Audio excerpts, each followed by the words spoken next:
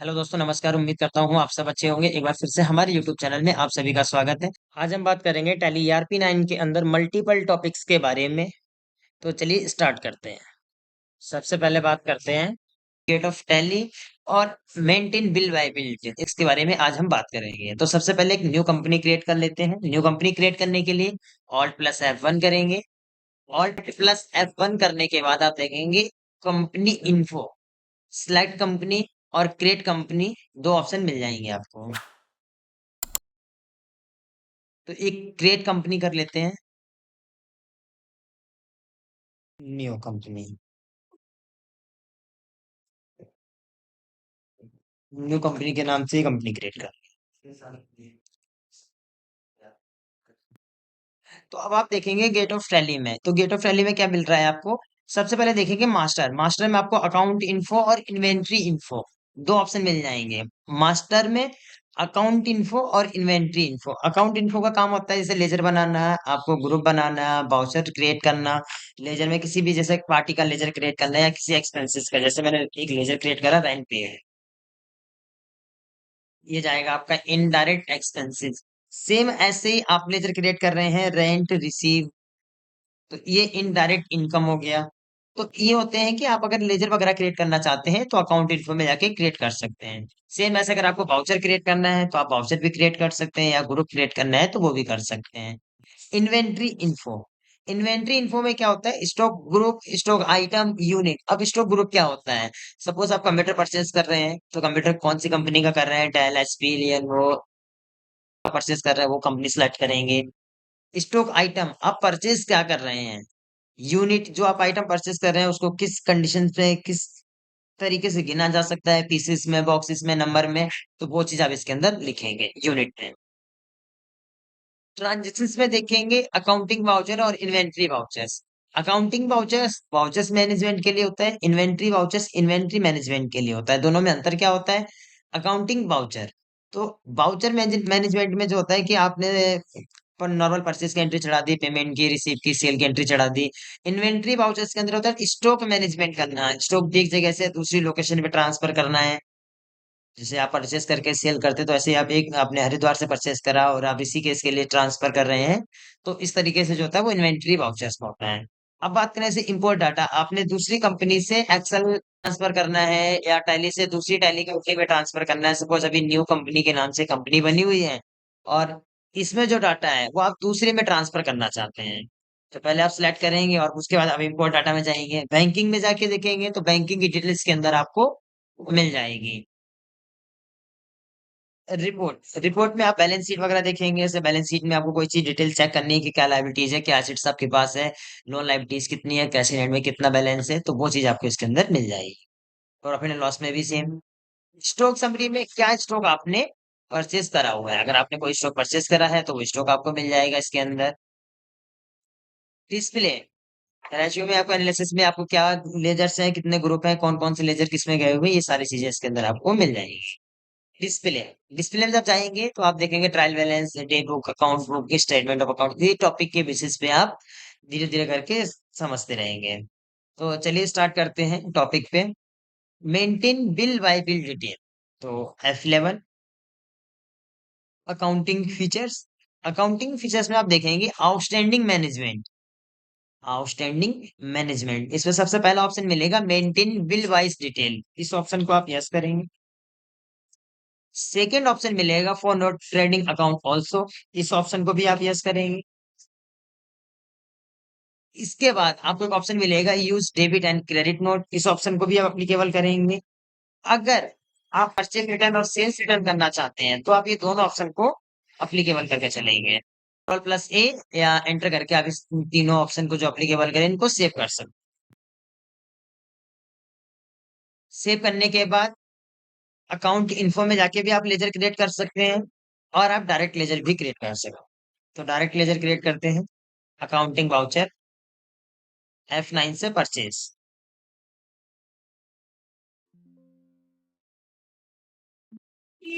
Party name जिससे हम purchase कर रहे हैं, सन्ड्री क्रेडिटर्स, परचेज कर रहे हैं तो सन्ड्री क्रेडिटर्स होगा। यहाँ पे एक ऑप्शन आपको मिलेगा, maintain balance bill bye bill. इस ऑप्शन को आप अप्लीकेबल चेक करके चलेंगे, क्योंकि ये ऑप्शन अप्लीकेबल होगा तभी आपको आगे की पेंडिंग अमाउंट और रिटर्न वगैरह की एंट्री शो करेगी इसमें। आगे बढ़ते हैं। Purchase laser,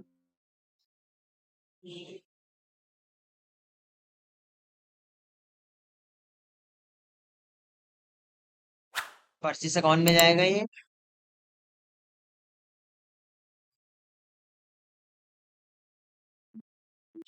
name of item, कि आप क्या परचेस कर रहे हैं वो लेजर क्रिएट करें।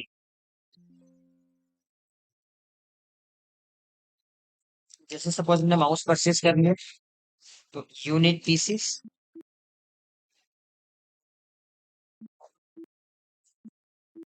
यहाँ पे आप सिलेक्ट करेंगे कितनी क्वांटिटी परचेस कर रहे हैं। 1000 पीसेस रख दिए, अमाउंट रख दी 360। एंट्री को सेव कर देंगे।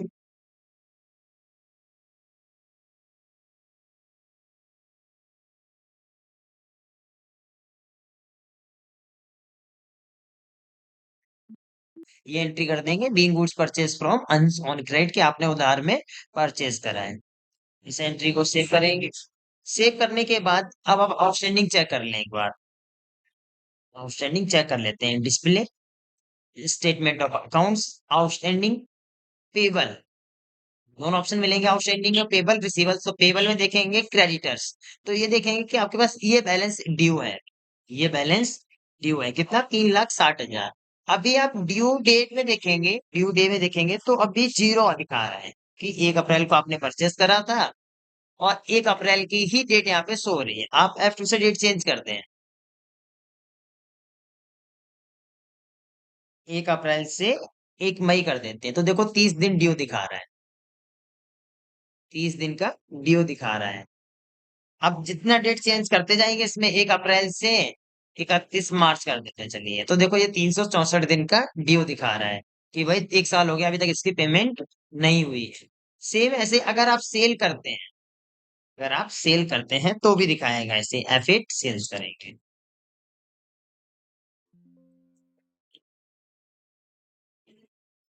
ये ऑप्शन अप्लीकेबल करके चलेंगे।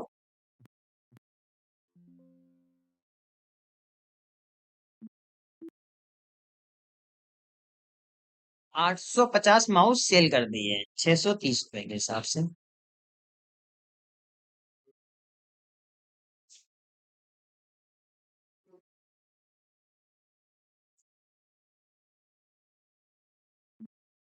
ये एंट्री होगी। चेक करने के लिए आप डिस्प्ले में जाएंगे, स्टेटमेंट ऑफ अकाउंट्स, आउटस्टैंडिंग, रिसीवल्स देखेंगे इसमें, सन्ड्री डेप्टर्स, तो सेम देखेंगे आप। आपका जो बैलेंस रिसीव होना है वो 5,35,500 रिसीव होना है, और ड्यू डेट अभी जीरो दिखा रहा है।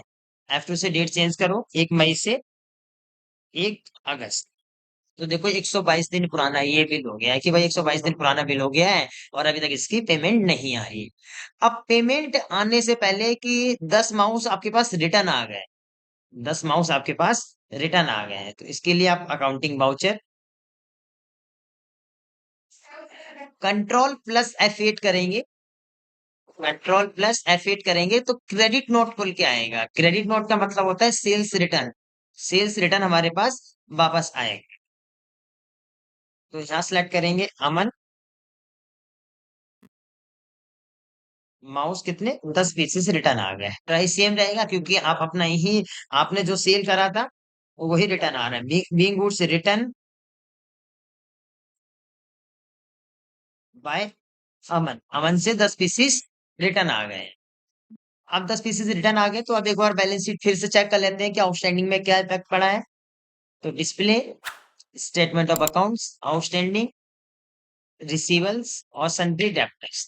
तो आप देखेंगे कि जो आपका टोटल बिल बन रहा था वो 5,35,500 का बन रहा था। लेकिन 10 पीसेस रिटर्न आने के बाद अब आपका जो बिल बना है वो 5,29,200, 5,29,200 का बिल बन गया है। कि भाई इतने का आपका रिटर्न आ चुका है, तो इसलिए वो अमाउंट माइनस हो गई। 6,300 बैलेंस आपका जो था वो माइनस में रिटर्न हो गया, तो वो माइनस हो गया बैलेंस, और ये बचा हुआ बैलेंस आपका दिखा रहा है। अब जो बैलेंस हमारे पास रिटर्न आया है तो वो हम आगे रिटर्न कर देते हैं। रिटर्न करने के लिए accounting voucher Ctrl+F9 debit note, ये परचेज रिटर्न होगा किसको, अंश। 10 पीस रिटर्न कर दिए। प्राइस परचेस वाला रहेगा इसमें, नरिशन गुड्स रिटर्न टू अंश। 10 पीसीस रिटर्न कर दिए। फिर चाहे तो आप चेक कर सकते हैं outstanding display, statement of accounts, outstanding payables, sundry creditors. इसमें बैलेंस माइनस नहीं हुआ। चलिए पेमेंट करके देख लेते हैं क्या दिक्कत आ रही है इसमें। अकाउंटिंग वाउचर F5 पेमेंट, किसको पेमेंट करना है पहले, अंश। पहले अमन से पैसा रिसीव कर लेते हैं, F6 किससे, अमन से। 5,29,200, 5,29,200 अगेंस्ट रेफरेंस। देखो, जो bill bye bill option applicable करा था उसका फायदा ये मिला हमें कि यहाँ पे अगेंस्ट रेफरेंस का ऑप्शन दे दिया। अगेंस्ट रेफरेंस का ऑप्शन दे रहा है कि आपका जो पेंडिंग बिल है, देखेंगे आप ये पेंडिंग बिल दिखा रहे हैं, ये जो पेंडिंग बिल है इसे सिलेक्ट करेगा ये, कैश को debit, being cash receive from Aman, ये।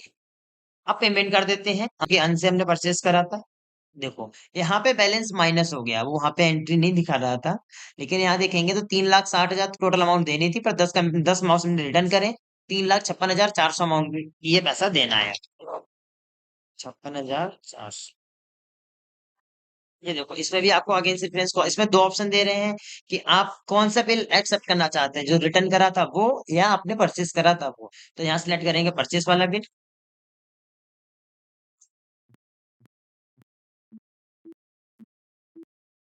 पेमेंट कर देते हैं अंश को। देखो यहाँ पे बैलेंस माइनस हो गया है, यहाँ पे बैलेंस माइनस हो रहा है, तो 3,56,400 एंटर करेंगे। यहाँ बिल सिलेक्ट करेंगे 3,60,000 वाला, एंटर कर देंगे, ये आ जाएगा, क्योंकि वहां पे दोनों बिल दिखाता है कि आप कौन सा बिल सपोर्ट करना एक्सेप्ट करना चाहते हैं इसमें। बिल कैश पेड टू अंश, एंटर कर देंगे। एंटर करने के बाद चेक कर लेते हैं, प्रॉफिट एंड लॉस में चेक करेंगे। अब आप देखेंगे कि आपने माउस परचेज करा था कितने का, 3,56,400, क्योंकि हमने 3,600 रुपए का रिटर्न कर दिया। तो सेल जो हुआ है 5,29,200 का सेल हुआ है। क्लोजिंग स्टॉक आपके पास 54,000 का पड़ा हुआ है, और ये आपको नेट प्रॉफिट हुआ है कितना, 2,26,800 का प्रॉफिट है। अभी ग्रॉस प्रॉफिट भी सेम दिखा रहे हैं, क्योंकि यहाँ पे कोई भी एक्सपेंसेस नहीं है। अब हम बात करते हैं एक्टिव इंटरेस्ट कैलकुलेशन। अगर आप किसी से लोन पे पैसे लेते हैं या किसी को लोन पे पैसे देते हैं, जैसे ब्याज पे किसी से पैसे लेना या ब्याज पे किसी को पैसे देना, तो इसको किस तरीके से हम टैली में रिकॉर्ड कर सकते हैं। तो चलिए स्टार्ट करते हैं। पहले तो मैं आपको एक एंट्री दिखा देता हूँ। ये मेरे पास दो एंट्री है, ये दो एंट्री है। पहली एंट्री है loan receive from Mohan 25,000 and 5% interest for 30 days के लिए। मोहन से लोन रिसीव करा हमने 25,000 का, और 5% इंटरेस्ट के साथ 30 दिन के लिए। और सेम ऐसी एक एंट्री है, सेम ऐसे एक नीचे एंट्री है लोन पेड टू आदि 25,000 एंड 8% इंटरेस्ट के साथ। 8% इंटरेस्ट के साथ आपने लोन पेड करा है किसको, आदि को, और 30 डेज के लिए, मतलब सेम डेज रखे हुए, सिर्फ परसेंटेज चेंज हो रखी है। परसेंटेज क्यों चेंज हो रखी है, परसेंटेज के चेंज करने का सीधे सीधे एक मीन्स ये है कि भाई आपने 5% पे लिया है और आप सेम 5% पे दूसरी पार्टी को देंगे, तो आपको लेने या देने का कोई प्रॉफिट नहीं होगा। तो इसलिए आपने 5% पे लिया है और आप 8% पे दे रहे हैं। तो चलिए स्टार्ट करते हैं टैली में से किस तरीके से करते हैं। सबसे पहले F11 अकाउंटिंग फीचर्स, यहाँ पे आपको एक ऑप्शन अप्लीकेबल करना पड़ेगा, जो कि ऑप्शन मिलेगा आपको आउटस्टैंडिंग मैनेजमेंट के अंदर। आउटस्टैंडिंग मैनेजमेंट के अंदर एक ऑप्शन मिलेगा एक्टिव इंटरेस्ट कैलकुलेशन, इस ऑप्शन को आप अप्लीकेबल करेंगे। इस ऑप्शन का काम है इंटरेस्ट का कैलकुलेशन करके रख। सेकेंड ऑप्शन है use advance parameters. Use advance parameters का मतलब होता है कि अगर आप किसी लोन नहीं लिया है लेकिन फिर भी आप दूसरी पार्टी को लोन देना चाहते हैं तो आप यूज एडवांस पैरामीटर्स को भी अप्लीकेबल करके चलेंगे। ये दोनों ऑप्शन अप्लीकेबल कर देते हैं। आगे बढ़ते हैं, कंट्रोल प्लस ए के साथ इसे सेव कर देंगे। अकाउंट इन्फो में जाके दो लेजर क्रिएट करना है। अकाउंट इन्फो लेजर क्रिएट करेंगे तो पहला लेजर था हमारे पास मोहन, जिससे हमने लोन लिया है। तो मोहन के आगे समझने के लिए मैं सीएल लगा दिया। सीएल मतलब है current liabilities. CL current liabilities और शॉर्ट में हमने सीएल लगा दिया, जिससे हमें पता चल जाएगा कि इस पार्टी से लोन हमने लिया है और किस पार्टी को हमें लोन देना है। यहाँ पे एक ऑप्शन मिलेगा आपको एक्टिव इंटरेस्ट कैलकुलेशन, इस ऑप्शन को आप अप्लीकेबल करके चलेंगे। ध्यान रखना, जब आप कोई टॉपिक कर रहे हैं और उस टॉपिक में आपने कोई ऑप्शन अप्लीकेबल करा है तो उस ऑप्शन को आपको बहुत ध्यान रखना है कि कौन सी लेजर के साथ ऑप्शन यस करके चलना है और कहाँ कहाँ पे ऑप्शन यस करके चलना है। ये ऑप्शन यस करना, एंटर करेंगे।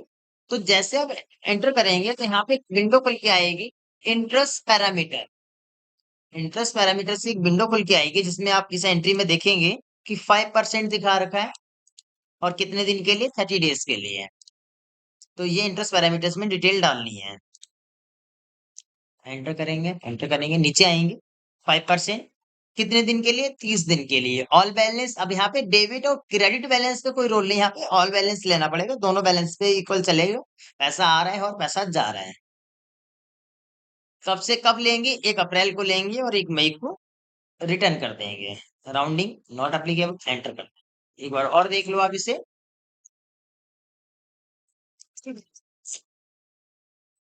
1 अप्रैल को यहाँ पे आपने रेट ऑफ परसेंटेज कितने दिन के लिए, ऑल बैलेंस, 1 अप्रैल से 1 मई तक के लिए हमने ये पैसा लिया है। एक लेजर और बनेगा, आदि सीए। सीए मतलब होता है करंट एसिड्स। यहाँ पे आप लेजर चेंज करेंगे क्योंकि आप ये वो लेजर है जिसको हमें लोन देना है। वो वाला लेजर जो था उससे लोन लेना था और इस पार्टी को लोन देना है, तो ये करंट एसेट्स में जाएगा। और एक्टिव इंटरेस्ट कैलकुलेशन ये ऑप्शन अप्लीकेबल करके चलेंगे। अब आधी वाली एक बार और एंट्री देख लो आप। आधी वाली एंट्री में क्या है कि 8% का इंटरेस्ट है और डेज सेम है, 30 डेज। तो 8%, 30 डेज, 1 अप्रैल से 1 मई। अब आप ये डिटेल आपने डाल दी। अब आपको ये ध्यान रखना है, जब आप ये एंट्री करेंगे, जब आप ये एंट्री करेंगे तो उस टाइम आपको डेट बहुत ध्यान रखनी पड़ेगी। मतलब उस टाइम आपको डेट का बहुत ज्यादा ध्यान रखना पड़ेगा। सेव कर देते हैं इसको कंट्रोल प्लस ए के साथ। अब चलते हैं अकाउंटिंग वाउचर में। अकाउंटिंग वाउचर में चलने से पहले मैं आपको वर्ड में एक एंट्री करके दिखा रहा हूँ। पहली एंट्री,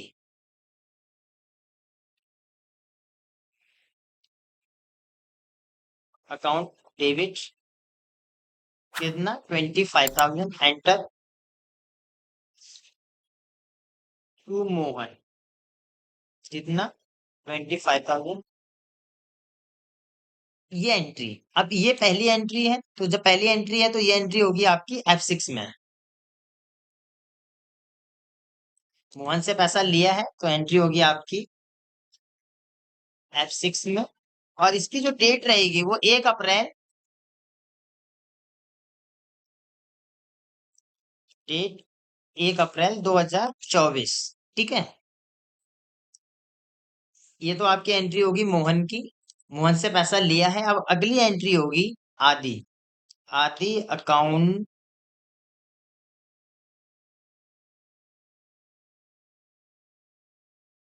आदि अकाउंट डेबिट 25,000, एंटर। टू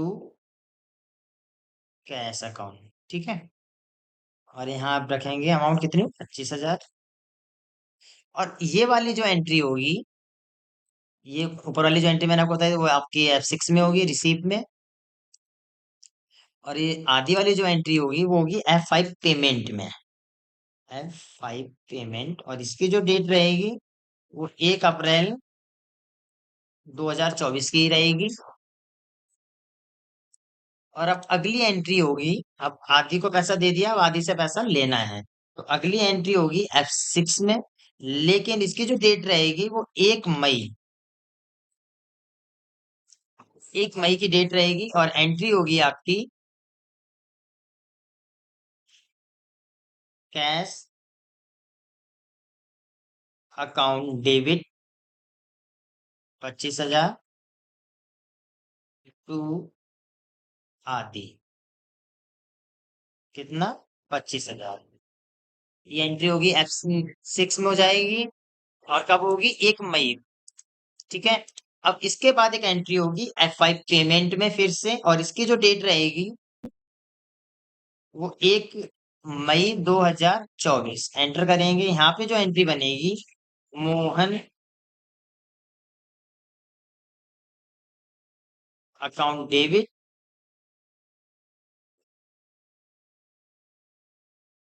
25,000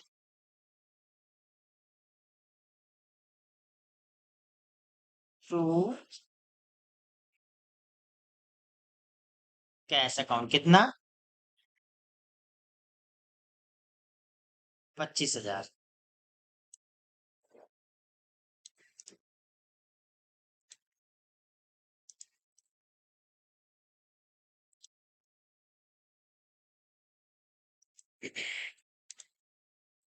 तो ये एंट्री बनेगी। अब इसमें आपको वही चीज है कि डेट का आपको बहुत ज्यादा ध्यान रखना पड़ेगा, डेट का आपको बहुत ज्यादा ध्यान रखना पड़ेगा। एंट्री के बेसिस पे आप समझ गए होंगे कौन सी एंट्री कैसे होनी है। मैं इसकी थोड़ा साइज को नॉर्मल करके और जूम करके आपको दिखाता हूँ। पहली एंट्री आप समझ गए, लोन रिसीव फ्रॉम मोहन, कितना? 25,000 और 5% रेट के साथ। ठीक है। तो पहली एंट्री करते cash account debit to Mohan. अगली एंट्री है लोन पेड टू आदि, तो आदि को पेमेंट कर दे, Aadi account debit to cash account. फिर अगली एंट्री में क्योंकि पैसा दिया है तो लेना भी पड़ेगा, और जिसको जिससे लिया है उसे देना भी पड़ेगा। तो चलिए अब पहली में स्टार्ट करते हैं। चलिए, लेजर दोनों के बने हुए हैं। अकाउंटिंग वाउचर F6 रिसीव करेंगे। डेट 1 अप्रैल को पहली एंट्री होगी। किससे ले रहे हैं पैसा? मोहन से। कितना? 25,000। कैश को डेबिट करें, नरेशन लिखेंगे being loan receive from Mohan. ठीक है। ये एंट्री कर दी कि मोहन से पैसा हमने लिया है 1 अप्रैल को 25,000। अब करेंगे F5 पेमेंट और आदि को पेमेंट करें। कितना? 25,000। नरेशन लिखेंगे बीइंग लोन पेड टू आदि। देखो डेट देख लो आप, 1 अप्रैल है, और इसमें भी आप वर्ड में एक बार भी और देख लो, 1 अप्रैल। ठीक है, ये दोनों एंट्री कंप्लीट हो गई। मोहन से लोन लेके आदि को लोन दे दिया है। अब आदि से पैसा रिसीव करना है तो F6 करेंगे, और F से डेट चेंज करेंगे, 1 मई, 1 महीने के बाद पैसा रिसीव करेंगे। किससे? आदि से। कितना? 25,000। कैश को डेबिट कर देंगे, नरेशन लिखेंगे बीइंग कैश रिसीव फ्रॉम आदि। एंटर कर देंगे। अब आदि से पैसा ले लिया है, अब मोहन को पैसा रिटर्न करना है तो F5 करेंगे पेमेंट और Mohan account debit. Date change करो F2, 1 मई। कितना? 25,000।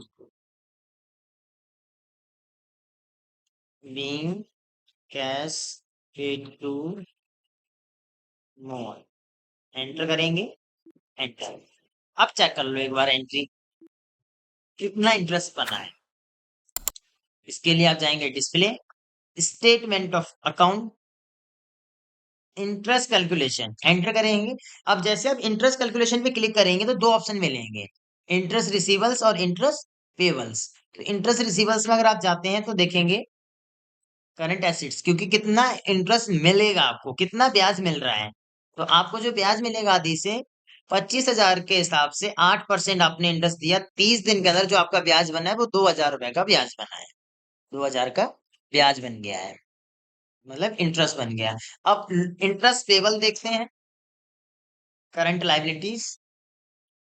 मोहन से 25,000 रुपए लिए थे 1 महीने के लिए, 1 अप्रैल से 1 मई तक के लिए, 30 दिन के लिए लिए थे पैसे 5% इंटरेस्ट पे। तो 1,250 ये इसका इंटरेस्ट बना है। तो यहाँ पे करना है कि मोहन का, अब आपको आधी से इंटरेस्ट रिसीव हो जाएगा 2,000, और मोहन को पेड हो जाएगा 1250। तो आपका जो बैलेंस बचेगा कंट्रोल प्लस एन करके 2000 माइनस 1250 एंटर करेंगे, 750 रुपए आपका कमीशन हो। आप एक बार और एंट्री चेक कर लो, सेम डेट की थी। पहली एंट्री आपकी 1 अप्रैल को थी F6 से, दूसरी एंट्री 1 अप्रैल को है F5 में है, तीसरी एंट्री 1 मई को है F6 में है, और फोर्थ एंट्री जो आपकी है F5 पेमेंट में है और 1 मई को है। अब हम बात करते हैं मेंटेन पेरोल। मेंटेन पेरोल का यूज क्या होता है और कैसे होता है। तो सबसे पहले तो आप ये समझ लीजिए कि पेरोल होता क्या है। पेरोल क्या होता है, जब किसी कंपनी, आश्रम, किसी भी संस्था में जब आप जॉब करते हैं, तो वहां पे जो आपको सैलरी मिलती है, वहां पे आपको जो सैलरी मिलती है, सैलरी स्लिप मिलती है, वो पेरोल के अंदर ही बनती है। तो पेरोल दो तरीके से यूज होता है। एक होता है कि आपकी सैलरी डिडक्शन नहीं हो रही है, और एक होता है कि जहां आपकी सैलरी डिडक्शन हो रही है।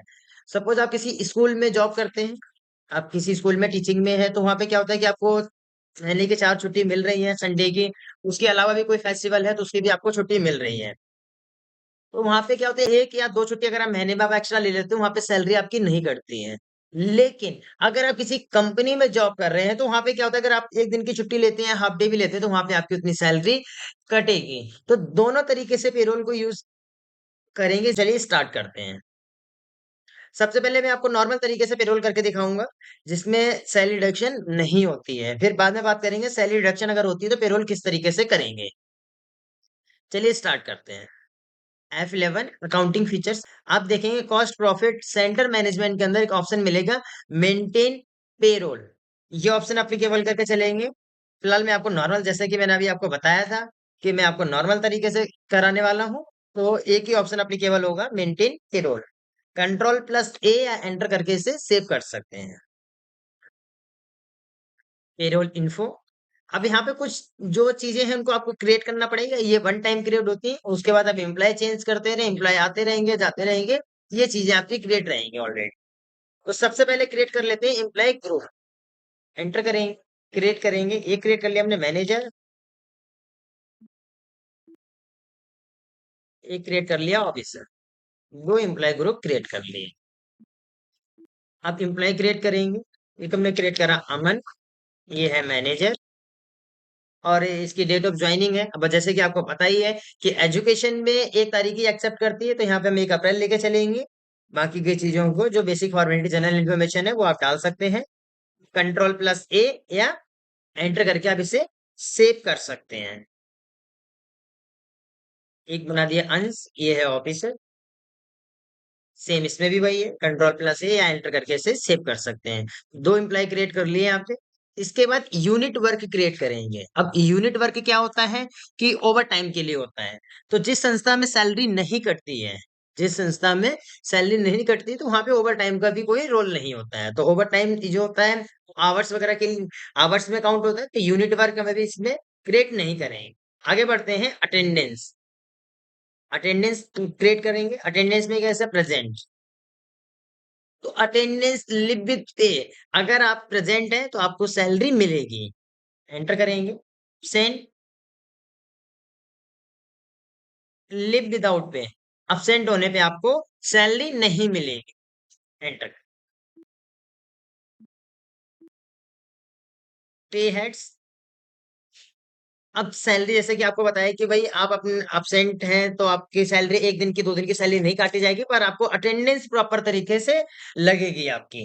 कि अटेंडेंस जो है वो प्रॉपर तरीके से लगेगी कि आप महीने में कितने दिन प्रेजेंट थे और कितने दिन महीने में आप absent थे। अब यहाँ पे आता है पे हेड्स टाइप। पे हेड्स टाइप में क्या होता है, जैसे बेसिक सैलरी। क्योंकि किसी भी कंपनी या किसी भी स्कूल में आप जब जॉब करते हैं, तो वहां पे जो आपकी बेसिक सैलरी होती है वो तो मिलना ही मिलना है, वो कंपलसरी रहती है। यहाँ पे सिलेक्ट करेंगे पे हेड्स टाइप में अर्निंग फॉर एम्प्लॉय, कि भाई एम्प्लॉय को तो ये सैलरी मिल रही है। और इनकम टाइप ये फिक्स है, क्योंकि बेसिक सैलरी है, या बेसिक सैलरी नहीं मिलेगी तो क्या मिलेगा, तो बेसिक सैलरी फिक्स रहती है। अंडर, अब कंपनी के नजरिए से देखेंगे तो कंपनी के लिए खर्चा है, कंपनी के लिए ये खर्चा है। तो एंटर करेंगे, इनडायरेक्ट एक्सपेंसेस एक क्रिएट करेंगे, HRA होम रेंट अलाउंस। ये भी अर्निंग है, लेकिन ये इनकम टाइप, लेकिन इनकम टाइप जो है वो वेरिएबल रहता है, क्योंकि किसी कंपनी में मिलता है, किसी स्कूल में मिलता है, किसी में नहीं मिलता है। एचआरए मतलब होम रेंट अलाउंस, कंपनी के लिए इनडायरेक्ट एक्सपेंसेस अगर कंपनी दे रही है तो। इसके बाद टीए ट्रेवलिंग अलाउंस, ये भी सेम वेरिएबल रखेंगे और इनडायरेक्ट एक्सपेंसेस करके आगे बढ़ेंगे। इसके बाद क्रिएट कर लेते हैं पीएफ प्रॉफिट फंड, ये डिडक्शन जाएगा। और कंपनी के लिए करंट लाइबिलिटीज, कंपनी के लिए करंट लाइबिलिटीज एंटर करेंगे। एक और क्रिएट कर लेते हैं एलआईसी, ये भी रिडक्शन है। और कंपनी के लिए करंट लाइबिलिटीज, देखिए अब करंट लाइबिलिटीज क्यों है, क्योंकि ये आपकी सैलरी से अभी कटेगा लेकिन बाद में आपको कंपनी देगी। आगे बढ़ते हैं, salary detail, salary detail define करेंगे। तो सैलरी डिटेल डिफाइन कर दी हमने मैनेजर की, अप्रैल मंथ की। तो मैनेजर को क्या क्या दे रहे हैं, बेसिक सैलरी एचआरए, मैनेजर को हम यहाँ पे सारी चीजें दे रहे हैं, basic salary HRA LIC TA और पीएफ, ये सारी चीजें दे रहे हैं। एंड ऑफ लिस्ट कर देंगे। अब मैनेजर में कौन है, अमन। तो अमन की सैलरी को कॉपी कर देंगे, ये सैलरी हम अमन को, ये चीजें अमन को देंगे। इसके बाद आता है ऑफिसर, ऑफिसर्स को जो बेसिक सैलरी दे रहे हैं, बेसिक सैलरी देनी है, एचआरए देना है, टीए देना है और पीएफ देना है, लेकिन एलआईसी नहीं है। ऑफिसर के अकाउंट में एलआईसी नहीं है। इंटर करके आगे बढ़ेंगे। अब चलते हैं पेरोल वाउचर। अभी तक हम अकाउंटिंग वाउचर और इन्वेंट्री वाउचर में जा रहे थे। जब पेरोल ऑप्शन अप्लीकेबल करेंगे तो इसमें ऑलरेडी एक वाउचर ही मिल जाएगा आपको। तो payroll voucher control plus F5 करेंगे, कंट्रोल प्लस F5 करेंगे। अटेंडेंस, यहाँ पे अमन की अटेंडेंस लगाएंगे, प्रेजेंट 28 दिन, absent 2 दिन। इसके बाद है अंश, प्रेजेंट 30 दिन। फिर यहाँ पे absent नहीं लगेगी, क्योंकि जब 30 के 30 दिन प्रेजेंट है तो absent नहीं लगेगी। एंटर कर देंगे। एंटर करने के बाद अब सैलरी देनी है, अब सैलरी देनी है तो कंट्रोल प्लस F4 करेंगे, पेरोल। अब सैलरी आप बाय बैंक देना चाहते हैं या बाय कैश देना चाहते हैं। अगर बाय बैंक चाहिए तो आप ऑल्ट प्लस C करके यहाँ पे बैंक का लेजर क्रिएट कर लें, ये जाएगा बैंक अकाउंट में। एंटर कर देंगे यहाँ पे। अमन को बेसिक सैलरी दे दी 25,000, एचआरए 5,000, टीए 5,000 और पीएफ कट गया 3500 और एलआईसी कटी गई 2500। एक बार एंटर करेंगे, एक बार और एंटर करेंगे, यहाँ पे सिलेक्ट करेंगे अंश, basic salary 20,000, HRA 4,000, TA 3500, PF 1500 और एलआईसी 1,000। अब आप देखेंगे कि कई बार ऐसा होता है कि कोई चीज यहाँ पे गलती से चढ़ जाती है। जैसे आपने देखा होगा कि अंश को एलआईसी नहीं देनी थी, अंश को एलआईसी नहीं देनी थी, लेकिन इसमें फिर भी एलआईसी चढ़ा दी है। अब कई बार होता है जब मल्टीपल एम्प्लॉय होते हैं तो उसमें पता नहीं चल पाता है कि किसको क्या देना था, किसको नहीं देना था, क्योंकि जब आप एंट्री करें तो आप देखेंगे यहाँ पे सारी चीजें शो हो रही हैं। यहाँ पे जो लिस्ट खुल के आ रही है, यहाँ पे सारी चीजें शो हो रही हैं। तो ये बाय मिस्टेक कई बार हो जाता है। चलिए आगे बढ़ते हैं, आगे बताऊंगा इसके बारे में। एंट्री को सेव करेंगे, display payroll report, statement of payroll, pay slip, single pay slip. यहाँ पे अब अमन की पे स्लिप देखें। अमन की जो अटेंडेंस है 2 दिन के अब्सेंट है, 28 दिन की प्रेजेंट है। बेसिक सैलरी जो टोटल है 35,000 बन रही है, और जो डिडक्शन हो रहा है वो 6,000 का। 2500 रुपए LIC है, 3500 रुपए PF है। तो टोटल डिडक्शन जो बना वो 6,000 का। तो जो नेट सैलरी बनी वो 29,000, 29,000 नेट सैलरी बनी है इसकी। अब बात करते हैं अंश।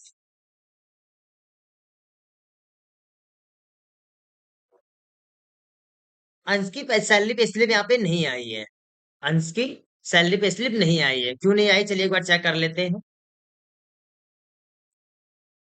Payroll info, salary detail, define अंश।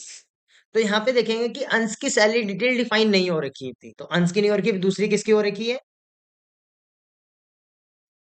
ऑफिसर की कर रखी है। तो अंश की सैलरी डिटेल डिफाइन करेंगे।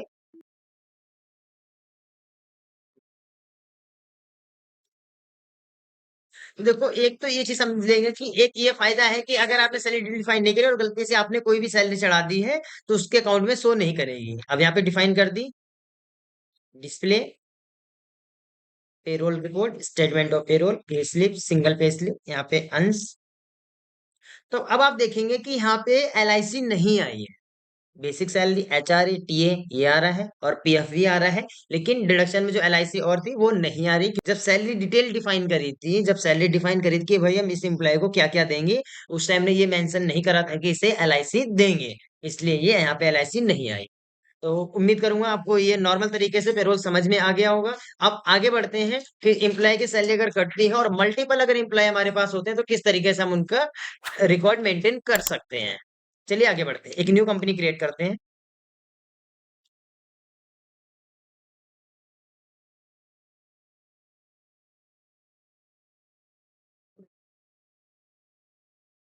कंपनी की जो बेसिक डिटेल्स रहेगी वो आप डालेंगे, एड्रेस डाल दिया हमने हर एक का नाम, पिन कोड,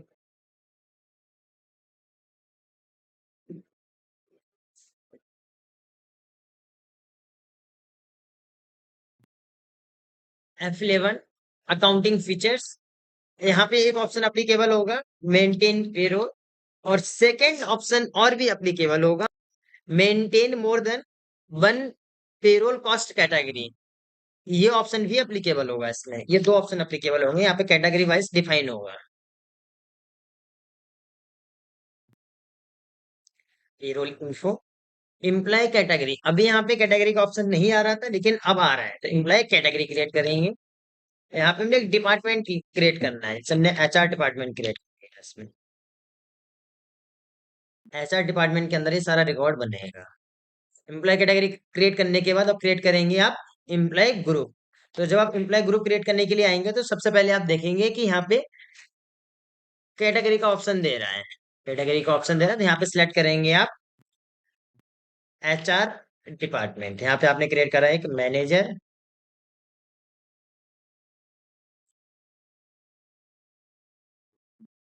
एक ऑफिसर और एक प्यून। अभी हमने तीन बना लिए हैं, एक मैनेजर, एक ऑफिसर और एक प्यून। एक और बना लेते हैं डायरेक्टर, जिससे हमें मल्टीपल एम्प्लॉय क्रिएट करने में आसानी हो जाएगी। ये हमने कितने बना लिए एक बार देख लेते हैं, अल्टर में जाके यहाँ पे चार बना लिए, एक डायरेक्टर, एक मैनेजर, एक ऑफिसर, एक पीओन है। चलिए चार एम्प्लॉय ग्रुप क्रिएट कर लिए, अब एम्प्लॉय क्रिएट करेंगे। अब ध्यान रखना, जब भी आप एम्प्लॉय ग्रुप आपने क्रिएट कर लिया, जब भी आप एम्प्लॉय क्रिएट करेंगे तो यहाँ पे आपको डिपार्टमेंट सेलेक्ट करना है। यहाँ पे सेलेक्ट करना है हमने एचआर डिपार्टमेंट। ये क्रिएट करते हैं मोहन, मोहन को बनाया यहाँ पे हमने मैनेजर। और जो भी इसके जनरल इन्फॉर्मेशन है वो आप डाल सकते हैं, एम्प्लॉय नंबर वगैरह सारी चीजें। फिर दोबारा सेलेक्ट करेंगे, यहाँ पे आपने बनाया कृष्णा, यहाँ पे रख दिया डायरेक्टर। और जो जनरल इन्फॉर्मेशन है सेम वही चीज रखेंगे इसमें भी, देव ऑफिसर, एंटर करेंगे एचआर डिपार्टमेंट। और एक नमन, यहाँ पे रखेंगे पियून। आगे बढ़ेंगे, एक और क्रिएट कर लेते हैं अंश, और इसको रख देते हैं हम असिस्टेंट मैनेजर में। ऑल प्लस सी करके यहाँ पे डायरेक्ट ग्रुप क्रिएट कर लेंगे आप, किसमें, एचआर डिपार्टमेंट में।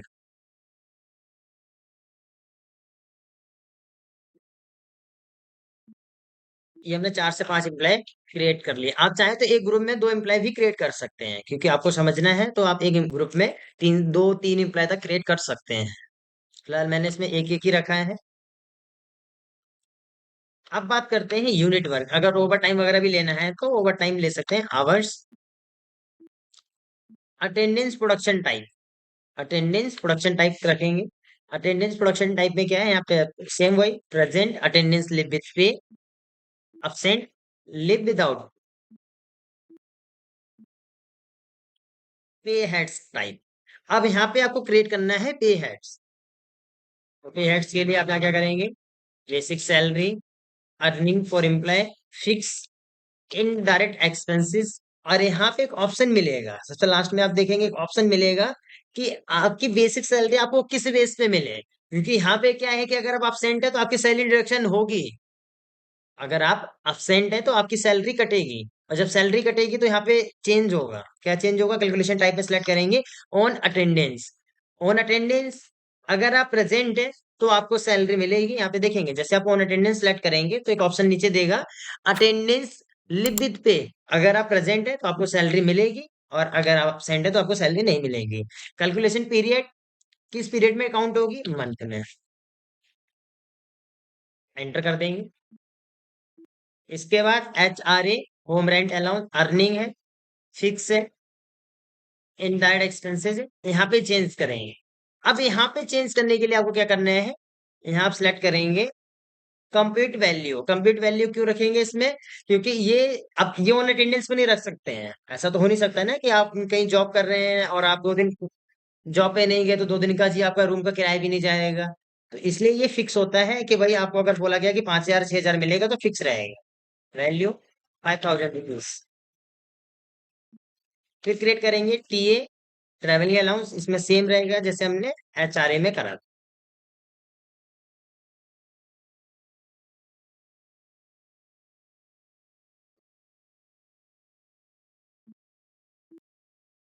PF, current deduction, current liability same इसमें भी वही रखेंगे, बस यहाँ पे डिडक्शन आ जाए।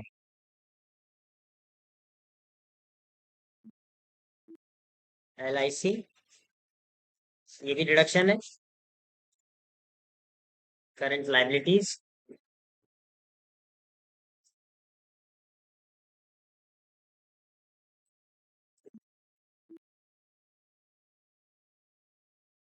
इसके बाद सिलेक्ट करेंगे DA,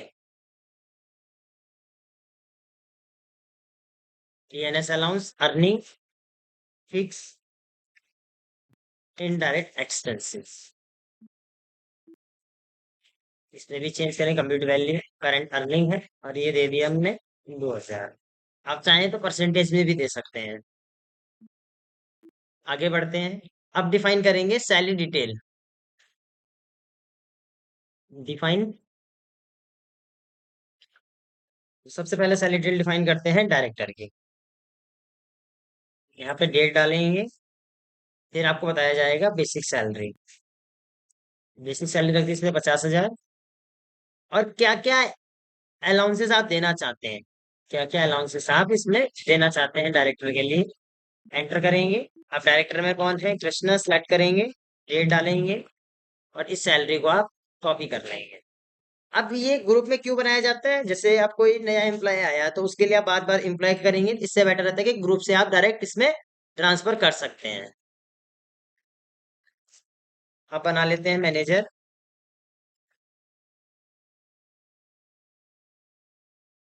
मैनेजर की जो बेसिक सैलरी रहेगी वो 40,000 है, और अलाउंसेस सेलेक्ट कर दें। मैनेजर में कौन है? मोहन, इसे कॉपी कर लेंगे। इसके बाद है ऑफिसर। ऑफिसर की जो बेसिक सैलरी रहेगी वो 35,000 है। अलाउंसेस सेलेक्ट करेंगे। ऑफिसर को LIC नहीं दी जाएगी। ऑफिसर को LIC नहीं दी जाएगी। अब ऑफिसर में कौन है देख लेते हैं, देव। इसे कर देंगे हम कॉपी। ये ऑफिसर का रिकॉर्ड बन गया। इसके बाद बनाएंगे हम असिस्टेंट मैनेजर का। डेट स्टार्ट करेंगे, बेसिक सैलरी 30,000, और क्या क्या अलाउंसेस दे रहे हैं? असिस्टेंट मैनेजर को सारे अलाउंसेस देने। एंटर करेंगे। अब असिस्टेंट मैनेजर में कौन है? अंश। कॉपी कर देंगे इसको। ये इसका भी रिकॉर्ड बन गया। अब बनाएंगे पियून का।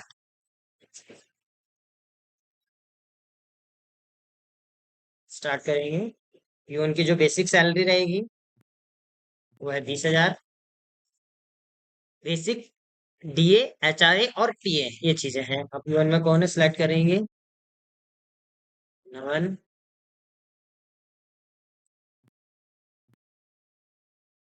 ये भी, इसे भी सिलेक्ट कर देंगे। ये हो गया कंप्लीट, सैलरी डिटेल डिफाइन हो गई। अब चलते हैं payroll voucher. Payroll voucher, control plus F5, attendance. अब यहाँ पे इतने सारे लोगों की अब अटेंडेंस कैसे लगाएंगे? अगर एक एक करके लगाएंगे तो इनके अटेंडेंस में ही समय निकल जाएगा। तो हमें करना क्या है, कंट्रोल प्लस F5 करेंगे तो अटेंडेंस वाउचर खुल के आ जाएगा। यहाँ पे आप ऑल्ट प्लस ए करेंगे, ऑल्ट प्लस ए करेंगे, यहाँ पे डेट डालें 1 अप्रैल। कैटेगरी किस डिपार्टमेंट का ले रहे हैं? HR department. ऑल एम्प्लॉय क्या लगाना चाह रहे हैं? प्रेजेंट। कितने दिन की? 30 दिन की। एम्प्लॉय नेम के वापस हो। अब यहाँ पे किसी की भी अगर अटेंडेंस आपको कम करनी है तो आप यहाँ पे डायरेक्ट कर सकते हैं। यहाँ पे एक अटेंडेंस चेंज करते हैं, देव की। देव की 28 दिन प्रेजेंट है, और एक नमन की 25 दिन की प्रेजेंट। एंटर करेंगे ये। अब ये तो अटेंडेंस लग गए। कंट्रोल प्लस F4 करेंगे, पहले डेट चेंज करो, 1 अप्रैल करो। फिर ऑल्ट प्लस ए, सैलरी 1 अप्रैल से।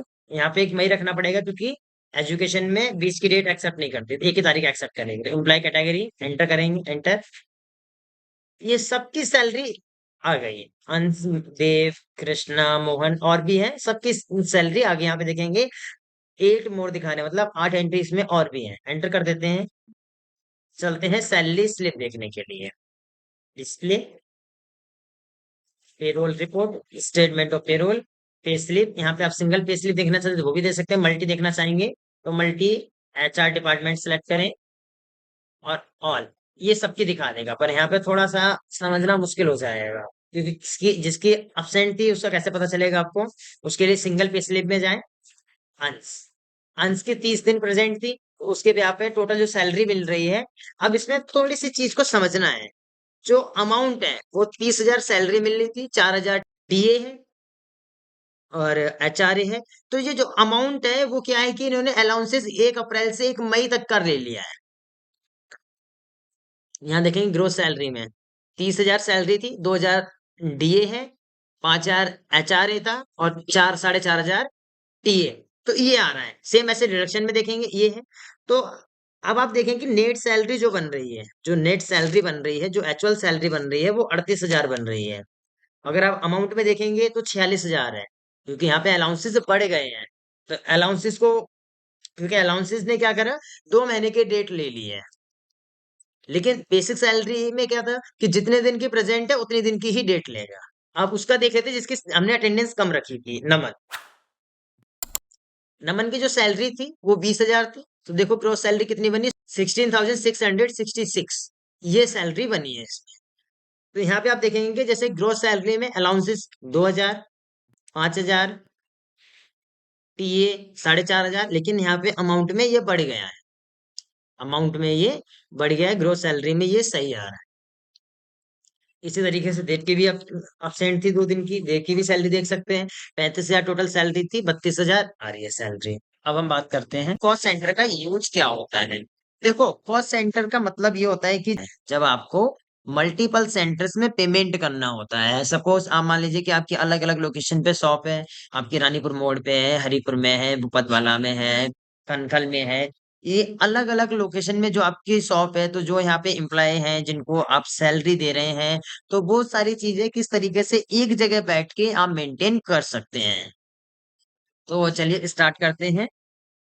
सबसे पहले करेंगे F11 accounting features. Cost profit centre management के अंदर आपको एक ऑप्शन मिलेगा मेंटेन कॉस्ट सेंटर, इस ऑप्शन को आप अप्लीकेबल करेंगे।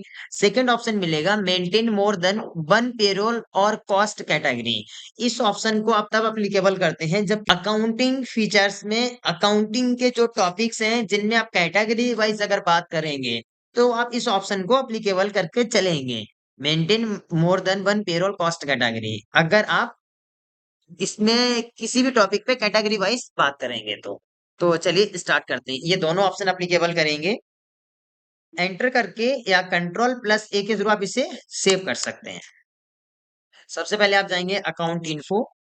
अभी देखो यहाँ पे आपका लेजर और ग्रुप का ऑप्शन जो आ रहा था, अब उसमें एक ऑप्शन और ऐड हो गया, कॉस्ट कैटेगरी और cost centre. Cost category create करेंगे। तो कॉस्ट कैटेगरी मैंने आपको बताया ना कि जब आप कोई कैटेगरी डिफाइन करना चाहते हैं, जैसे आपने क्रिएट करा, जो हेड ऑफिस है वो हरिद्वार के अंदर है, बाकी के जो अलग अलग जगह पे ब्रांचेस हैं उनको क्रिएट करेंगे। उनको क्रिएट करने के लिए कॉस्ट सेंटर्स में जाएंगे। आप कैटेगरी वाइज देखेंगे तो कैटेगरीज वाइज में दो ऑप्शन मिलेगा, एक प्राइमरी कॉस्ट कैटेगरी और एक हेड ऑफिस हरिद्वार। तो फिलहाल हम हेड ऑफिस हरिद्वार के अंदर काम कर रहे हैं, तो हेड ऑफिस हरिद्वार तो एक क्रिएट करेंगे, कनखल, रानीपुर मोड़, और एक हरिपुर। तीन सेंटर्स क्रिएट कर लिए हमने इसमें। तीन सेंटर क्रिएट करने के बाद अब आप जाएंगे अकाउंटिंग वाउचर में। अकाउंटिंग वाउचर में आने के बाद F5 करेंगे।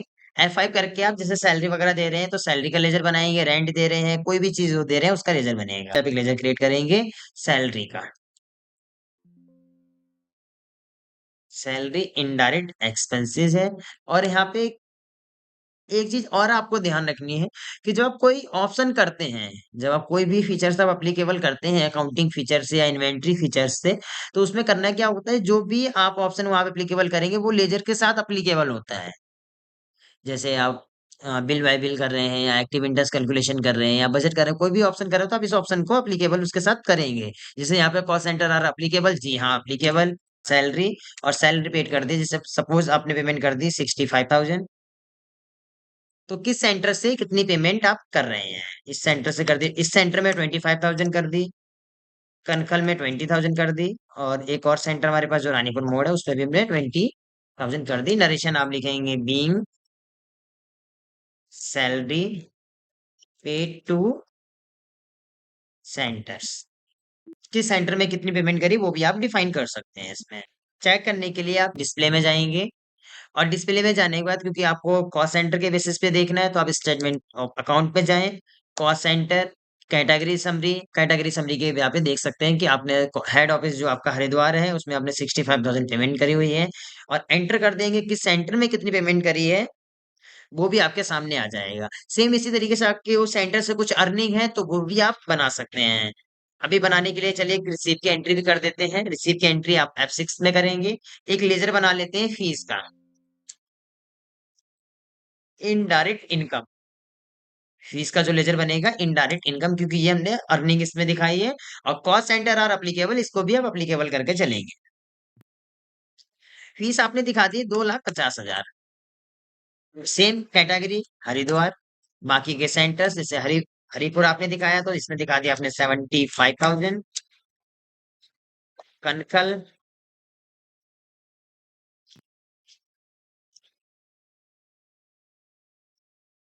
और तीन सेंटर हैं, एक रानीपुर मोड़, तीनों सेंटर में आपने अमाउंट दिखा दी, और इसे कैश को डेबिट करके बीइंग फीस रिसीव फ्रॉम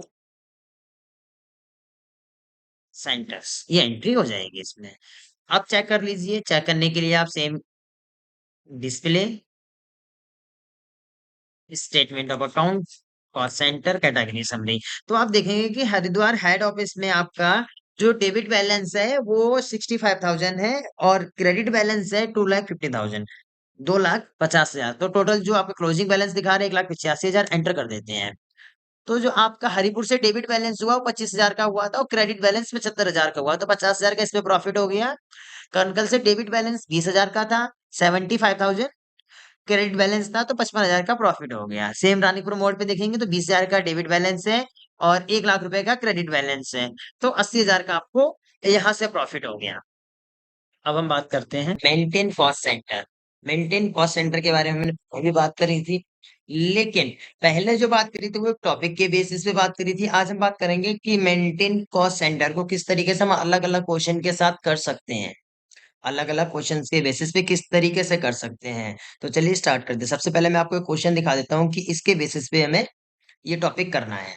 ये क्वेश्चन है हमारे पास। आप देखेंगे इन तीनों में अलग अलग हाईलाइट कलर दे रखा है, आप ऊपर भी देखेंगे तो ये है, एक एडमिन ग्रुप है, एक परचेज ग्रुप है, एक स्टोर ग्रुप है। तो इनको किस तरीके से कर सकते हैं, और ये इनकी सैलरी है, ये इनकी सैलरी है, यहाँ पे एम्प्लॉय है, इनकी ये सैलरी है। इनके बेसिस पे किस तरीके से हम ये टॉपिक करेंगे वो सारी चीजें इस वीडियो के माध्यम से जानेंगे। तो चलिए स्टार्ट करते हैं। F11 करके ऑप्शन अप्लीकेबल करेंगे, अकाउंटिंग फीचर्स, यहाँ पे एक ऑप्शन मिलेगा आपको मेंटेन कॉस्ट सेंटर, इस ऑप्शन को अप्लीकेबल करें। और एक और ऑप्शन आपको अप्लीकेबल करना है, maintain more than one payroll cost category, इस ऑप्शन को भी आप अप्लीकेबल करेंगे। जैसे आप ये दोनों ऑप्शन अप्लीकेबल करेंगे तो आप देखेंगे अकाउंट इन्फो में यहाँ पे कॉस्ट सेंटर के साथ साथ कॉस्ट कैटेगरी का ऑप्शन भी आ रहा है। अब कॉस्ट सेंटर में क्या क्रिएट करना है और कैटेगरी में क्या क्रिएट करना है। कॉस्ट कैटेगरी, जो आपने यहाँ पे देखा था कि तीन ग्रुप इनके बने हुए हैं, एक एडमिन है, एक परचेस है, एक स्टोर है। तो इनकी कैटेगरी क्रिएट करनी है, इनकी कैटेगरी क्रिएट करनी है। तो सबसे पहले क्रिएट कर लेते हैं एडमिन की कैटेगरी। तो सबसे पहले एडमिन की कैटेगरी क्रिएट करी, उसके बाद परचेस, इसके बाद स्टोर।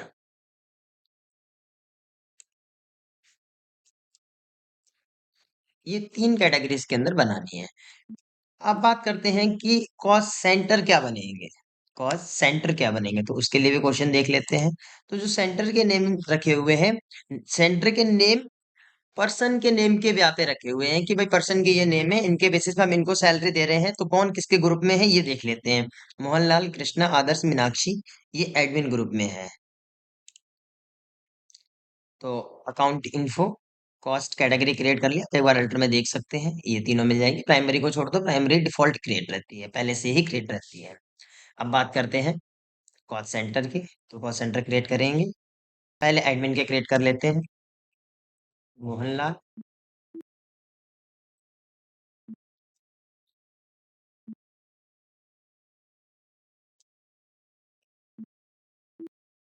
इसके बाद परचेस की कैटेगरी क्रिएट करेंगे, परचेस सेलेक्ट करें, परचेस में कौन कौन है, मयंक, अनु, प्रियंका, आंचल।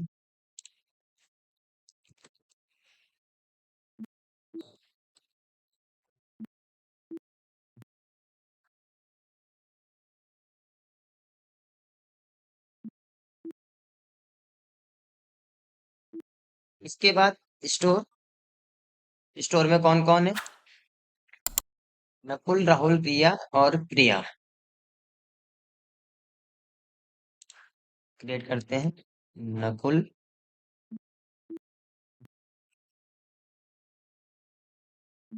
राहुल, प्रिया और रिया।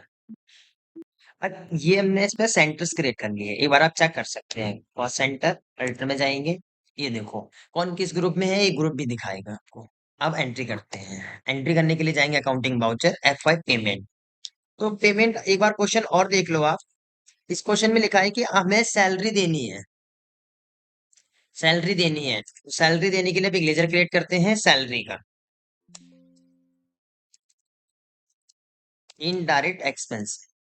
सैलरी जो है वो इनडायरेक्ट एक्सपेंसेस है। जब आप लेजर क्रिएट करेंगे तो यहाँ पे आपको एक ऑप्शन मिलेगा, कॉस्ट सेंटर आर अप्लीकेबल, इस ऑप्शन को आपको अप्लीकेबल करके चलना है। अब सैलरी, तो जैसे आप सैलरी, अब यहाँ पे थोड़ी सी कैलकुलेशन करनी पड़ेगी हमें। कि सबसे पहले बात करते हैं कि एडमिन ग्रुप को कितनी सैलरी देनी है। तो एडमिन ग्रुप की सैलरी को टोटल करना होगा। टोटल करने से पहले कैलकुलेशन कर लेते हैं इसमें।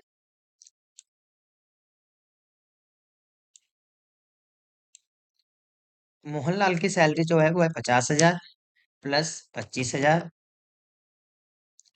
प्लस 15,000 और प्लस 14,000। जो टोटल सैलरी हो रही है वो 1,04,000। तो आप क्या करेंगे, यहाँ पे सैलरी में लिखेंगे 1,04,000, एंटर करेंगे। जैसे आप यहाँ पे सैलरी लिख के एंटर करेंगे तो ये खुल के आएगा कॉस्ट कैटेगरी, किस कैटेगरी की आप सैलरी पेमेंट कर रहे हैं, मतलब किस डिपार्टमेंट की आप सैलरी पेड कर रहे हैं। तो अभी फिलहाल हमने जो सैलरी काउंट करी वो एडमिन की करी, तो एडमिन सेलेक्ट करेंगे। यहाँ पे ये एडमिन की लिस्ट खुल के आ जाएगी, किसकी कितनी सैलरी थी। जो मोहनलाल की जो सैलरी थी वो 50,000 है, कृष्णा की 25 है, आदर्श की 15 है और मीनाक्षी की 14 है। एंटर कर देंगे।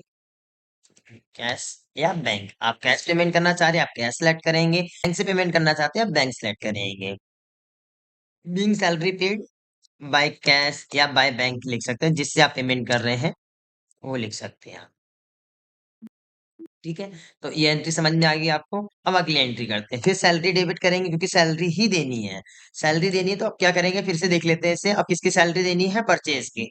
तो परचेज में कौन कौन है, इनकी सैलरी टोटल कर लेते हैं। तो इनकी सैलरी टोटल करेंगे। मयंक की जो सैलरी है 24,000,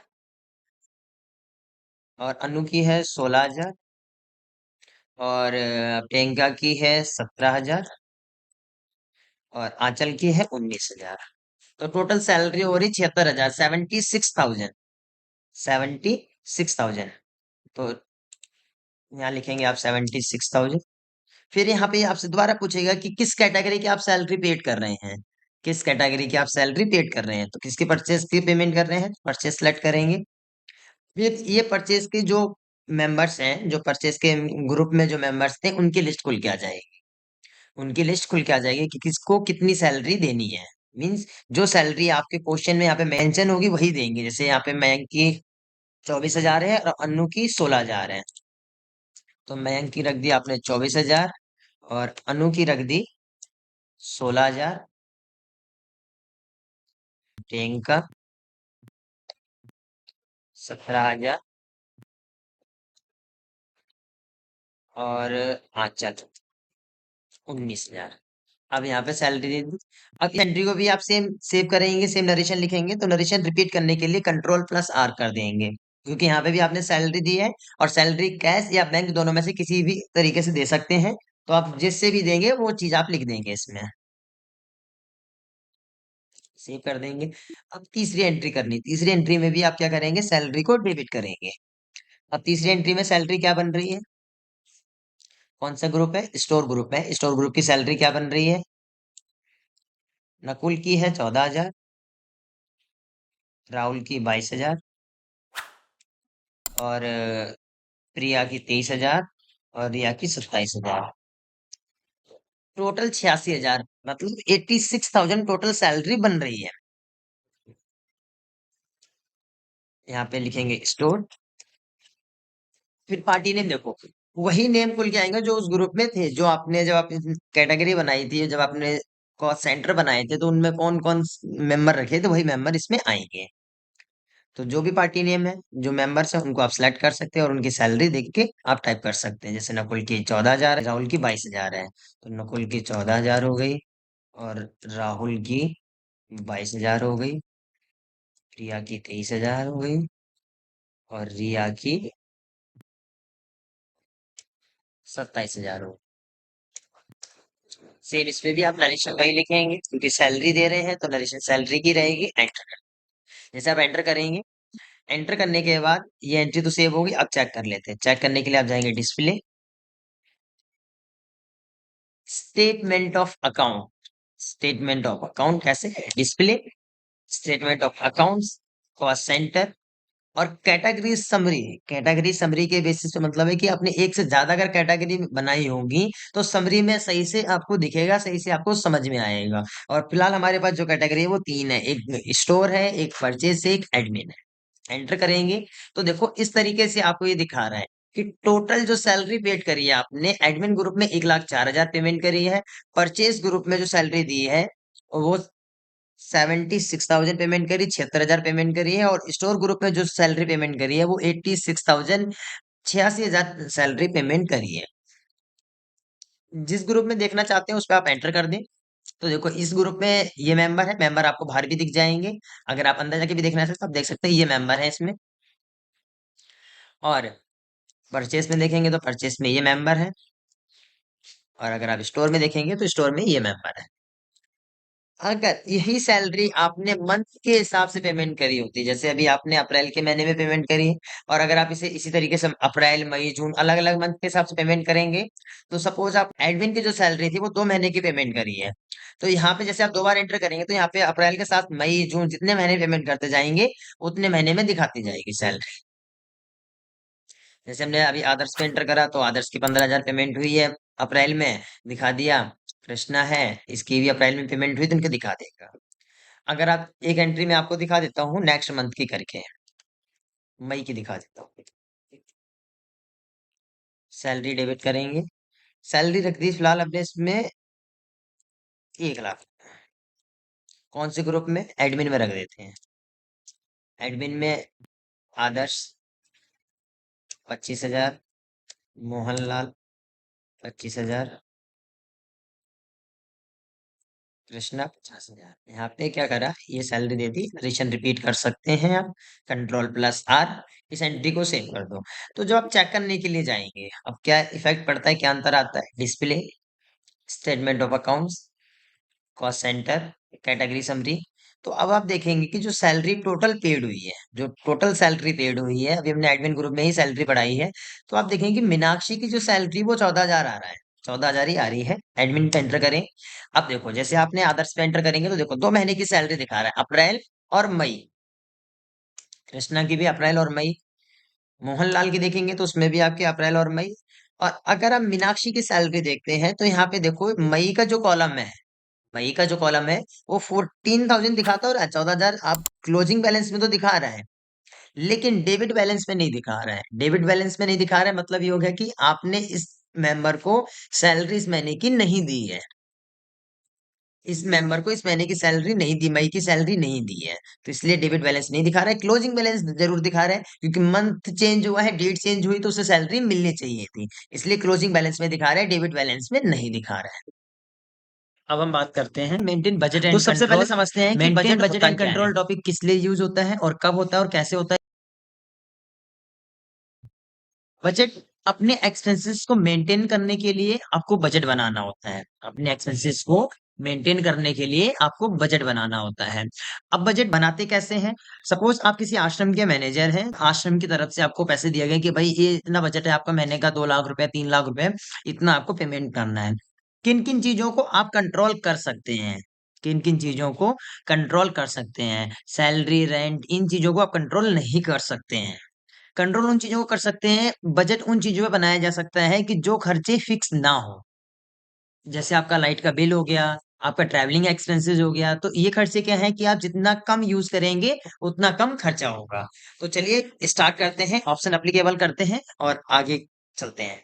आप F11 accounting features. Accounting features आपको बजट एंड सिनेरियो मैनेजमेंट के अंदर ऑप्शन मिलेगा, मेंटेन बजट एंड कंट्रोल। इस ऑप्शन को आप अप्लीकेबल करेंगे, कंट्रोल प्लस ए या एंटर करके आप इस टॉपिक को सेव कर देंगे।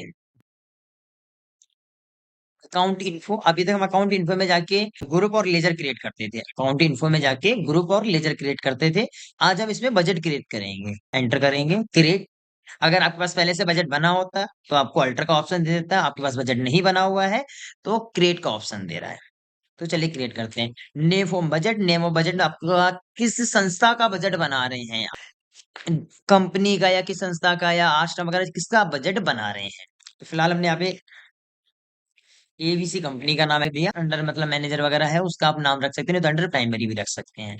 मिनिमम 3 महीने का बजट बनाना होता है। मिनिमम 3 महीने का बजट बनाना होता है। आप बोलो 1 महीने का बजट बना लें जी, 2 महीने का बजट बना लें, तो उससे कोई फायदा नहीं है। आप कम से कम 3 महीने का बजट बनाए, और मैक्सिमम आप 1 साल तक का बजट बना सकते हैं। 3 महीने, 6 महीने, 1 साल का, इस तरीके से बना सकते हैं। लेकिन ये है कि कम से कम आपको 3 महीने का बजट बनाना ही पड़ेगा। तो कब से कब तक के लिए, चलिए इसमें डेट रखते हैं 1 अप्रैल से अप्रैल, मई, जून। ध्यान रखना एजुकेशन वर्जन में ये एक तारीख ही एक्सेप्ट करते हैं, तो इसलिए 1 तारीख ही लेनी पड़ेगी। तो 1 अप्रैल, 1 मई, 1 जून, तो फ्रॉम 1 अप्रैल टू 1 जून। अब आपसे ये ग्रुप यस करने के लिए बोलेगा। जैसे आप इस ग्रुप को यस करेंगे तो कुछ इस तरीके से आपके सामने डिटेल खुल के आएगी कि आप कौन से एक्सपेंसेस का बजट बनाना चाह रहे हैं। जैसे यहाँ पे जैसे आप स्पेस करेंगे तो ये ग्रुप की लिस्ट पूरी खुल के आ जाएगी। तो फिलहाल हमें बनाना है इनडायरेक्ट एक्सपेंसेस का ऑन क्लोजिंग बैलेंस। आपके पास जो पैसा है आप उसी का बजट बना सकते हैं। आपके पास जो पैसा है आप उसी का बजट बना सकते हैं। तो यहाँ पे बजट रख दिया आपने 3 लाख रुपए, मतलब 1 लाख रुपए मंथली आपका बजट है। एंटर कर देंगे एंड एक बार और देख लो। Group name indirect expenses, type of budget on closing balance, और अमाउंट 3 लाख रुपए। अब आप लेजर यस करेंगे और सेम इसमें जैसे आप स्पेस करेंगे तो यहाँ पे कुछ लेजर्स की लिस्ट खुल के आएगी कि आप किन किन लेजर्स के बजट बनाना चाहते हो। तो यहाँ पे आपने क्या करना है, जैसे आपने रखा travelling expenses on closing balance, तो ट्रैवल एक्सपेंसेस 3 महीने के लिए आपको कितना दिया गया है, पर से कितना दिया गया है, आपको 60,000 रुपए दिया गया है।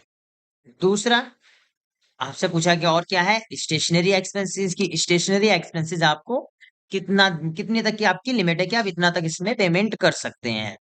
इसमें आपने रख दिया 75,000। और ऑफिस एक्सपेंसेस, कई बार ऐसा होता है, चाहे आश्रम हो, चाहे कंपनी हो, चाहे आप कोई भी संस्था हो, ऑफिस एक्सपेंसेस होते ही होते हैं। ऑफिस एक्सपेंसेस क्या होते हैं, आप बैठे हैं ऑफिस में, कोई आ गया, उसे चाय वगैरह पिला दी, या कभी कुछ ऑफिस में कोई छोटा मोटा काम करवाना पड़ गया, तो जब छोटा मोटा कोई काम होता है तो वो ऑफिस एक्सपेंसेस के नाम से आ जाता है। मतलब वहां पे आप कोई पर्टिकुलर, मान लिया आपने एक बल्ब खराब हो गया, आपने एक बल्ब लगा दिया, तो ऑफिस एक्सपेंसेस के नाम से आ जाएगा। तो ऑफिस एक्सपेंसेस का रख दिया 60,000। एंटर कर देंगे। एक बार और देख लो। Travelling expenses on closing balance, और जो अमाउंट है वो अमाउंट रखेंगे। स्टेशनरी एक्सपेंसेस, जो अमाउंट क्लोजिंग बैलेंस जो अमाउंट है वो रखेंगे, और ऑफिस एक्सपेंसेस एंटर कर देंगे। इसे एंटर करने के बाद, तो पेमेंट करने से पहले फिलहाल बैलेंस शीट देखते हैं कि पैसा है या नहीं है। तो बैलेंस शीट में चलते हैं। बैलेंस शीट में आने के बाद आप देखेंगे कैश इन हैंड में बैलेंस है। आपके पास कैश इन हैंड में बैलेंस नहीं है। तो जब बैलेंस नहीं है तो उसके लिए या तो आप ओपनिंग बैलेंस दिखाएं, नहीं तो कैपिटल के का एंट्री करते हैं। तो कैपिटल की एंट्री करते हैं पहले। ध्यान रखना, ये टॉपिक से नहीं है, इसमें बैलेंस शीट में बैलेंस नहीं है, इसलिए हमें एक एंट्री करनी पड़ रही है। अकाउंटिंग वाउचर F6, कैपिटल का लेजर क्रिएट होगा, जो कि नॉर्मली कैपिटल अकाउंट में ही जाता है। और कैपिटल के नाम से 5 लाख की एंट्री करो इसमें। अब अगर आप अपनी बैलेंस शीट चेक करते हैं, अब आपके पास 5 लाख रुपए कैश इन हैंड में आ गया है। चलिए अब एंट्री स्टार्ट करते हैं, जो मैंने हमने बजट बनाया है। अकाउंटिंग वाउचर, पेमेंट करना है, F5 करेंगे। सबसे पहले आप क्या करेंगे, F2 से डेट चेंज करेंगे, 1 अप्रैल। ट्रैवलिंग एक्सपेंसेस, अब हमारा जो 3 महीने का बजट था वो 60,000 का था। अब एक महीने में हम ट्रैवलिंग एक्सपेंसेस कितना पेमेंट करते हैं, पहले महीने में हमारा जो बजट हमने रखा कि 15,000 रुपए का हम पेमेंट करेंगे। ऑफिस एक्सपेंसेस, ऑफिस एक्सपेंसेस कर दिए 16,000। एक बार और डेबिट करेंगे। और क्या है हमारे पास, स्टेशनरी, स्टेशनरी का खर्चा हुआ 12,500। और यहाँ पे कैश को आप क्रेडिट कर देंगे। आपने अप्रैल मंथ का बजट बना के और आपने पेमेंट कर दी। ये एंट्री वैसे तो 30 अप्रैल को होनी चाहिए क्योंकि पूरे महीने का खर्चा होने के बाद, पर आपको मैंने बताया ना कि एजुकेशन में 1 तारीख ही एक्सेप्ट करती है, तो इसलिए यहाँ पे 1 अप्रैल रखना पड़ा है। ठीक है। बजट उन्हीं एक्सपेंसेस का बनता है जो एक्सपेंसेस फिक्स नहीं होते हैं। चलिए अब दूसरी एंट्री करते हैं, फिर से आप F2 से डेट चेंज करेंगे, 1 मई। इस महीने ट्रैवलिंग एक्सपेंसेस अमाउंट बढ़ गई है, 18,000 हो गई है। एक बार और डेबिट करेंगे। इस महीने स्टेशनरी का भी अमाउंट बढ़ गया है, 17,500 हो गया। और ऑफिस एक्सपेंसेस का अमाउंट घट गया, 14,500। सेम इसमें आप वही नरेशन लिखेंगे, तो नरेशन रिपीट करने के लिए Ctrl+R करेंगे। इससे आपकी नरेशन रिपीट हो जाएगी, मतलब क्योंकि सेम नरेशन लिखनी है, सिर्फ मंथ चेंज करना है, तो आप मंथ चेंज कर सकते हैं। ठीक है। सेम फिर आप एक बार और F2 से डेट चेंज करेंगे, 1 जून। इस महीने ट्रैवलिंग एक्सपेंसेस का जो खर्चा आया वो 21,000 का। फिर डेबिट करेंगे। स्टेशनरी 15,000। और ऑफिस एक्सपेंसेस, इस महीने ऑफिस एक्सपेंसेस का ज्यादा खर्चा आ गया, तो खर्चा रख दिया 17,500। कैश को क्रेडिट करेंगे। सेम पिन नरेशन रिपीट करने के लिए Ctrl+R, और सिर्फ मंथ चेंज करेंगे। एंटर कर देंगे इस एंट्री को। एंटर करने के बाद अब चेक करेंगे। चेक करने के लिए profit and loss account, indirect expenses, देखो इनडायरेक्ट एक्सपेंसेस टोटल अभी तक पेमेंट कितनी हो गई, 1,47,000। एंटर करेंगे। ये आपकी लिस्ट खोल के आएगी, किस किस लेजर से कितनी पेमेंट हुई है। ऑफिस एक्सपेंसेस से कितनी हुई है, स्टेशनरी से और ट्रैवलिंग एक्सपेंसेस से, तीनों के अलग अलग अमाउंट आ गए। एंटर कर देंगे। तो ये मंथ के हिसाब से शो कर देगा आपको। ये मंथ के हिसाब से शो कर देगा। ये आपका अप्रैल में कितना पेमेंट हुआ है, मई में कितना हुआ है, जून में कितना हुआ है, ये चीजें आ जाएंगी। अगर बजट वेरिएंस में देखना चाहते हैं तो कुछ इस तरीके से आपके सामने आएगा। डेबिट बैलेंस हमने 60-60, डेबिट बैलेंस जो 60-60 हजार का बजट आपने पहले बनाया था। और यहाँ पे कितनी अमाउंट पेमेंट हुई है, कितनी अमाउंट पेमेंट हुई है और कितना बैलेंस बचा हुआ है, वो बैलेंस बचा हुआ है यहाँ दिखा देगा। अब हम बात करते हैं मेंटेन बजट एंड कंट्रोल को किस तरीके से कस्टमर लिमिट में यूज कर सकते हैं। मेंटेन बजट एंड कंट्रोल को किस तरीके से कस्टमर लिमिट में हम यूज कर सकते हैं और कब कब इसका यूज होता है। तो सबसे पहले तो आप ये जान लीजिए इसका यूज कब होता है और क्यों होता है। देखो, इसका यूज मेनली तब होता है जब कोई कस्टमर हमारे पास से रेगुलर फॉर्म में परचेस कर रहा है, पर वो टाइम पे पेमेंट नहीं कर रहा है। वो टाइम पे पेमेंट नहीं कर रहा है। अब उस कंडीशन पे हम क्या कर सकते हैं? तो उसके लिए हमें यूज करना होता है maintain budget and control customer limit के यहाँ पे। तो जानेंगे किस तरीके से करते हैं, तो चलिए स्टार्ट करते हैं। F11 accounting features. यहाँ पे आपको एक ऑप्शन मिलेगा सिनेरियो मैनेजमेंट के अंदर मेंटेन बजट एंड कंट्रोल। इस ऑप्शन को आप अप्लीकेबल करेंगे तो एंटर करेंगे या कंट्रोल प्लस ए करके इसे सेव कर देंगे। सेव करने के बाद आप अकाउंट इन्फो में जाके एक लेजर क्रिएट करेंगे। जैसे मैं एक लेजर क्रिएट करा, रामा एंड कंपनी। ये है डेप्टर से ये हमसे रेगुलर फॉर्म में परचेज करते हैं। जब आप इसे सन्ड्री डेप्टर्स में डालेंगे तो यहाँ पे देखेंगे ऑप्शन मिलेगा क्रेडिट लिमिट। क्योंकि हमने maintain budget and control option applicable करा हुआ है, तो यहाँ पे एक ऑप्शन क्रिएट हो जाएगा क्रेडिट लिमिट। इसमें लिमिट रख दी 50,000 कि हम इस पार्टी को 50,000 से ज्यादा का सेल नहीं करेंगे। इस पार्टी को 50,000 से ज्यादा का सेल नहीं करेंगे। अब चलते हैं अकाउंटिंग वाउचर और एफिएट करेंगे। पार्टी नेम में आपका राम एंड कंपनी और यहाँ पे रखेंगे आप सेल्स। चलिए एचपी कंप्यूटर ले लेते हैं, दो कंप्यूटर सेल कर देते हैं। कंप्यूटर का प्राइस रखा 16,500। अब आप देखेंगे कि जब आपने यहाँ पे रामा एंड कंपनी रखा है पार्टी नेम में, तो यहाँ पे ऑप्शन आ रहा है क्रेडिट लिमिट के नाम से कि इस पार्टी की जो लिमिट है वो 50,000 है, उससे ज्यादा की नहीं है।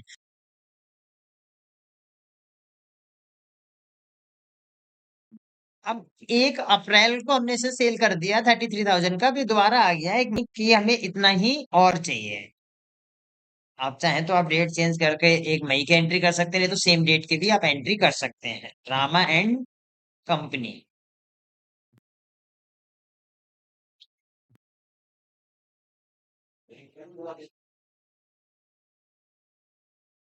अब आप देखेंगे ऊपर जो लिमिट है वो 50,000 की पूरी बता रहा है कि 50,000 की लिमिट है। यहाँ पे फिर से आपने 33,000 का सेल कर दिया है इससे।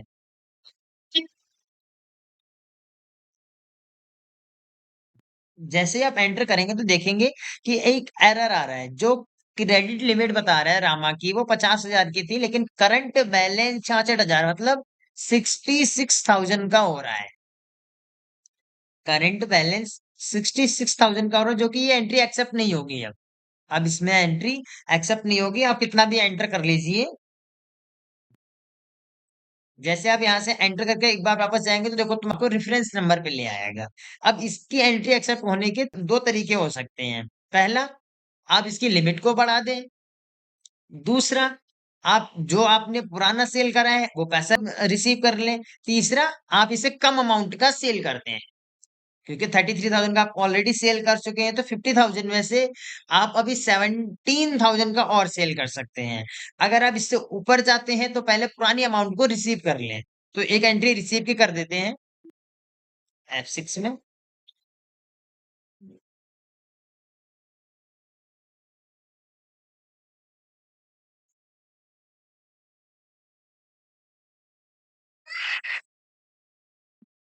जब आप ये एंट्री कर देंगे रिसीव की, जब आप इसमें रिसीव कर लेंगे, ये एंट्री हो जाएगी। उसके बाद आप वापस सेल कर सकते हैं इससे।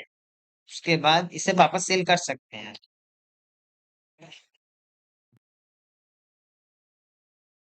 आप इसे वापस दो कंप्यूटर सेल कर दीजिए। अब आप कर सकते हैं, क्योंकि पुराना जो बैलेंस था जो यहाँ पे आपका करंट बैलेंस के नाम से शो हो रहा था वो जीरो हो गया। अब इसे आप पूरी 50,000 का सेल कर सकते हैं, लेकिन 50 से ज्यादा का नहीं।